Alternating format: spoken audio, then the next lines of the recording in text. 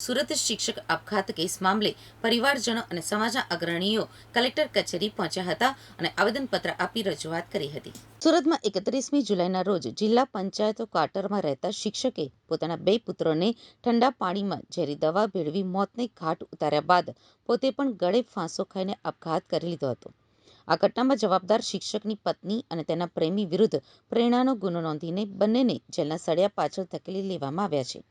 ત્યારે હવે પરિવારજનો અને સમાજના અગ્રણીઓ દ્વારા આજે કલેક્ટરને આવેદનપત્ર આપીને રજૂઆત કરાઈ હતી અને આરોપી બંનેને કડકમાં કડક સજા થાય તેવી માંગ કરવામાં આવી હતી. અત્રે ઉલ્લેખનીય છે કે પિતાએ બંને દીકરાઓને મોતને ઘાટ ઉતાર્યા બાદ પરિવારજનો ત્રણેયના મૃતદેહ લઈને વતન સાબરકાંઠા ગયા હતા, જ્યાં ત્રણેયના એક સાથે અંતિમ સંસ્કાર કરવામાં આવ્યા હતા.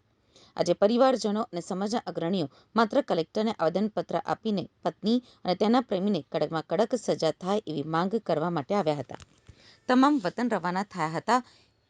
હીરાભાઈ જાદવે જણાવ્યું હતું કે અલ્પેશ કુમાર કાંતિલાલ સોલંકી અને સુરત ખાતે રહેતા ફાલ્ગુનીબેન ગામિત સાથે પ્રેમ સંબંધ બંધાતા બંને પક્ષકારોની રાજી ખુશી અને સંમતિથી લગ્ન સંબંધે સામાજિક રીતે લગ્ન કર્યા હતા અને બંનેના સાંસારિક જીવનથી 2 દીકરા થયા હતા. બંને પતિ પત્ની નોકરી કરી ભરણ પોષણ કરતા હતા. સમય જતાં ફાલ્ગુનીબેન સોલંકી કે જે જિલ્લા પંચાયત શિક્ષણ શાખામાં સુરત ખાતે સિનિયર ક્લાર્ક તરીકે ફરજ બજાવતા હતા, જ્યારે અલ્પેશ કુમાર મેરી માતા બેથાની પબ્લિક સ્કૂલ ખાતે પીટી ટીચર તરીકે ફરજ બજાવતા હતા, જ્યારે બંને બાળકો અભ્યાસ કરતા હતા.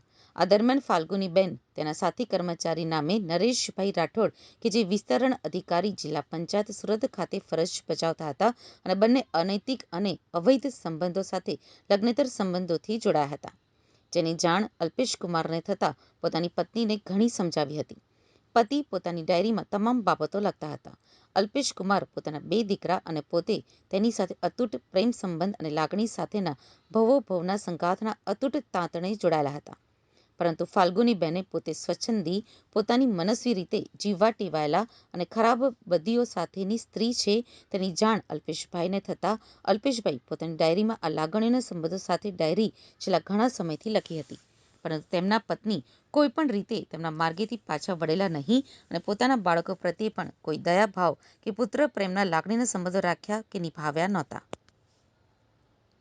જાદવ, પ્રમુખ વણકર સમાજ પંચ વિજયનગર, જિલ્લો સાબરકાંઠા.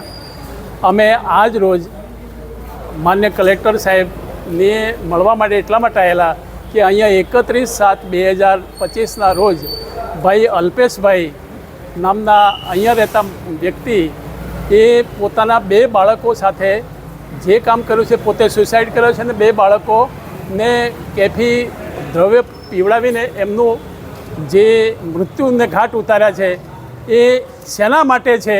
તો અમારો સમાજનો આક્રોશ એ છે કે આની અંદર સરસ જીવન જીવતા 2 પતિ પત્ની અલ્પેશભાઈ ને ફાલ્ગુનીબેન, એમની વચ્ચે કોઈ ત્રીજી વ્યક્તિ સાથેના અનૈતિક સંબંધો હતા.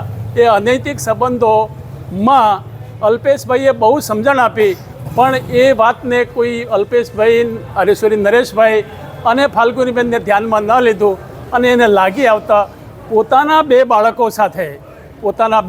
સાથે મૃત્યુને ઘાટ ઉતારે છે બાળકોને અને પોતે સુસાઇડ કરે છે. આ બાબતે અમારા સમાજમાં બહુ જ મોટી લાગણી પેદા થઈ છે, આક્રોશ પેદા થયો છે અને આ બાબતે ન્યાય કરવા માટે નિષ્પક્ષ તપાસ થાય અને નિષ્પક્ષ તપાસની અંદર જે કંઈ ગુનેગાર સાબિત થાય એ ગુનેગારને કડકમાં કડક સજા થાય એવી માગણી માટે માન્ય કલેક્ટર સાહેબને અમે આવેદનપત્ર આપવા માટે આવેલા છીએ.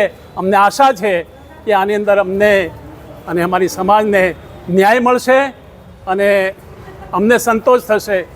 નહીં તો આ બાબતની અંદર અમારો સમાજ કદાચ ભેગો થાય અને બહુ મોટી જનસંખ્યામાં પેદા થઈ જાય અને મોટો આક્રોશ પેદા ન થાય, એટલા માટે અમે માત્ર ને માત્ર પ્રતિનિધિ તરીકે સાહેબને મળવા માટે અમે આવ્યા